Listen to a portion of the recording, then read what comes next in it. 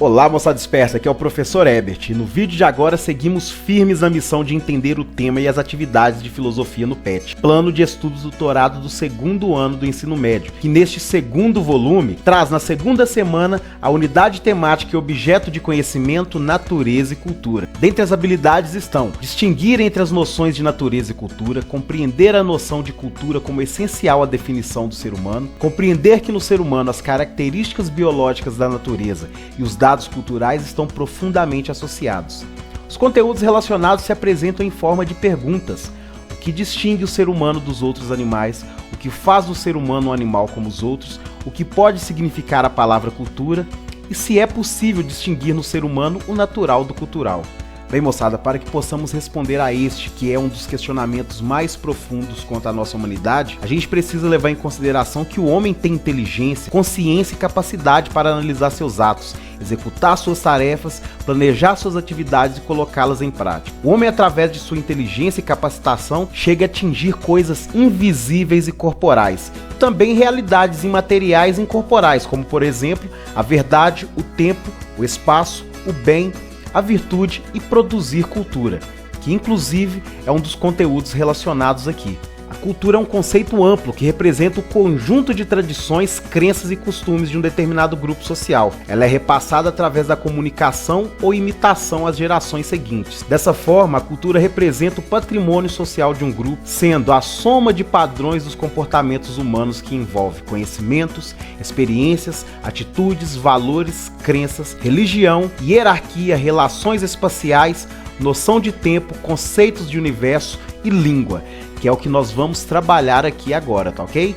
Vamos ao nosso tema então? Linguagem e significado, entendendo nós e o mundo. Moçada, para que nós possamos dar sequência a esse tema, precisamos ficar por dentro de alguns conceitos, como semântica, língua brasileira de sinais e linguística. Semântica, moçada. A semântica é o ramo da linguística que estuda os significados ou sentido dos vocábulos da língua. A palavra de origem grega semântica, que significa sinal. De acordo com duas vertentes, pessoal, sincrônica e diacrônica, a semântica é dividida em semântica descritiva, que é denominada de semântica sincrônica. Essa classificação indica o estudo da significação das palavras na atualidade. E semântica histórica, denominada de semântica diacrônica, que se encarrega de estudar o significado das palavras em determinado espaço de tempo. Ou seja, como as palavras são classificadas ou seus significados de acordo com o tempo histórico em que elas são utilizadas, ok? Você usa de tanto pretexto para falar com eu? Diga a verdade. Que você veio cá só para ver como ficou minha casa por dentro, para ver quanta riqueza você perdeu quando perdeu o meu contratador.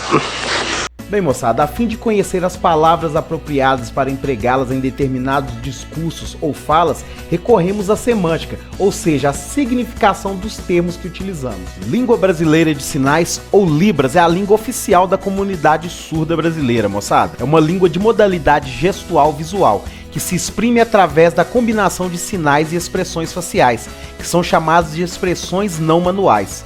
Os sinais utilizados substituem as palavras de uma língua de modalidade oral auditiva, no caso, a língua portuguesa. Organizados em níveis fonológicos, morfológicos, sintáticos e semânticos, Libras é reconhecida pela linguística. Assim, o Brasil tem duas línguas oficiais, o português e a Libras, que é a língua materna dos surdos, ok? Já a linguística é uma ciência que tem como objeto de estudo a linguagem e suas manifestações. A linguística estuda a linguagem verbal humana e, portanto, ela possui métodos de aprofundamento para compreender as manifestações da fala. A observação é uma das metodologias utilizadas para analisar as variações linguísticas que acontecem, na maior parte, na linguagem oral em diferentes contextos, ok? Agora que nós conceituamos e entendemos os conceitos que foram propostos aqui no nosso PET, moçada, a gente vai partir para o texto que subsidia as atividades que devemos fazer. Bem, meus queridos, o texto que antecede e subsidia as atividades dessa semana aborda justamente a linguagem humana e suas características, como a representação simbólica, os signos e sinais, a semelhança e associação de ícones e a produção de símbolos e simbolismo como causa e efeito, seja de modo arbitrário ou involuntário. Tudo isso faz parte dessa que é uma das ferramentas mais utilizadas por nós seres humanos, que nos tornam criaturas ímpares, uma vez que pela linguagem podemos até calar a morte, já que mesmo após ela, Nossas produções e pensamentos podem ser acessados por nossos descendentes e gerações futuras, produzindo ou deixando-se conhecer a cultura a qual fazemos parte. Claro que isso tudo só é possível conhecendo esses códigos, combinações e regras que fazem parte daquilo que nós chamamos de linguagem. Ok? Bem, pessoal, vamos então às atividades. São 5 e nós iremos juntos fazer a leitura e responder a cada uma delas. Começando pela primeira. Por que se pode dizer que a aquisição da linguagem é a senha de entrada no mundo humano? Porque a linguagem é a capacidade que possuímos de expressar nossos pensamentos, ideias, opiniões e sentimentos. A linguagem está relacionada a fenômenos comunicativos, onde a comunicação, a linguagem. Portanto, moçada, podemos usar inúmeros tipos de linguagem para estabelecermos atos de comunicação, tais como sinais, símbolos, sons, gestos e regras com sinais convencionais. Linguagem escrita e linguagem mímica, por exemplo. No caso, seria a Libras, poderia ser considerada uma linguagem mímica. Num sentido mais genérico, a linguagem pode ser classificada como qualquer sistema de sinais que se valem aos indivíduos para se comunicar, tá bom? Número 2, moçada. Por que são criadas linguagens de diferentes tipos? Para que elas servem? Bem, as linguagens de diferentes tipos exemplificam características linguísticas tais como científica, formal, padrão e técnica. Por isso são criadas para cada exemplificação e para cada ramo de comunicação. Portanto, nós podemos concluir que as diversas linguagens existem para auxiliar, substituir e transmitir, ou melhor dizendo, retransmitir a linguagem verbal. A número 3, cite algumas regras de combinação da língua portuguesa. Regras da escrita e regras de concordância. Moçada, a dissertação, a argumentação, a concordância verbal e nominal são essas regras. Já a número 4 traz a seguinte questão: qual a relação entre as regras de uso de uma língua e a cultura na qual ela é usada? Embora possa parecer um pouco difícil responder a essa pergunta, vocês perceberão que é muito simples. Há uma relação de harmonia e forma de expressão à locução das palavras, pessoal. A cultura que produziu as manifestações linguísticas e suas variações tem relação direta com o uso da língua, seja ela falada ou mímica, que também é uma forma de comunicação humana, normalmente usada como forma de expressar os pensamentos ou sentimentos através dos gestos. Por essa razão, palavras têm significados diferentes em países da mesma língua, e os gestos também variam de significado conforme a cultura local. Tomamos como exemplo o português, a língua materna aqui do Brasil e a língua também utilizada em Portugal.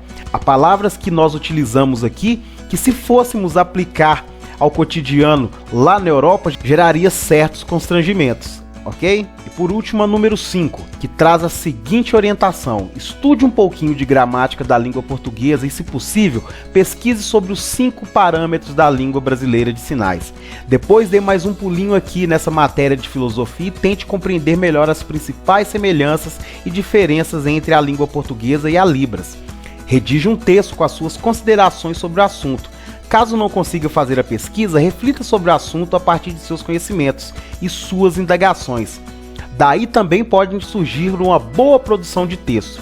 Ou seja, a número 5 é uma questão que dá a vocês a possibilidade de fazer uma redação com base na comparação das características da língua portuguesa e da língua brasileira de sinais, onde vocês deverão encontrar o que há de comum e o que há de diferente. E o professor vai dar alguns exemplos para vocês agora. E na Libras, moçada, a configuração das mãos, ponto ou local de articulação, o movimento, orientação, direcionalidade, expressão facial ou corporal são os 5 parâmetros da língua brasileira de sinais. Como também a datilologia, que é a forma na qual os nomes são soletrados através dos sinais feitos com as mãos. Um outro ponto interessante são os sinais, que podem ser polissêmicos, tendo vários significados, e cônicos, que no caso são aqueles que só têm um único significado, e arbitrário, que geralmente é utilizado para identificar pessoas ou ações. Esse último é realizado de forma individual, variando de indivíduo para indivíduo. Tudo isso faz parte da língua e é extremamente essencial para que possa haver a comunicação correta entre os indivíduos que a dominam. Algo muito parecido na língua portuguesa, onde a norma padrão da língua é essencial para falar-se e comunicar-se corretamente. Um outro ponto muito importante é que na fala, tempo, número, coletivo, concordância e gênero, por exemplo, deve ser levado em consideração. O tempo para situarmos se é no passado, no presente ou no futuro que algo aconteceu, está acontecendo ou irá acontecer. O número para saber quem está participando e quantas pessoas ou quantos indivíduos são. O coletivo, da mesma forma, e a concordância para dar sentido às frases. Essas são as características intrínsecas e muito parecidas entre as duas. Bem, moçada, chegamos ao fim da explicação. Eu espero que isso seja útil e o suficiente para que vocês possam responder as questões, tomando como exemplo as respostas que o professor deu aqui para vocês, tá bom? Por hoje é só, pessoal, e até a próxima!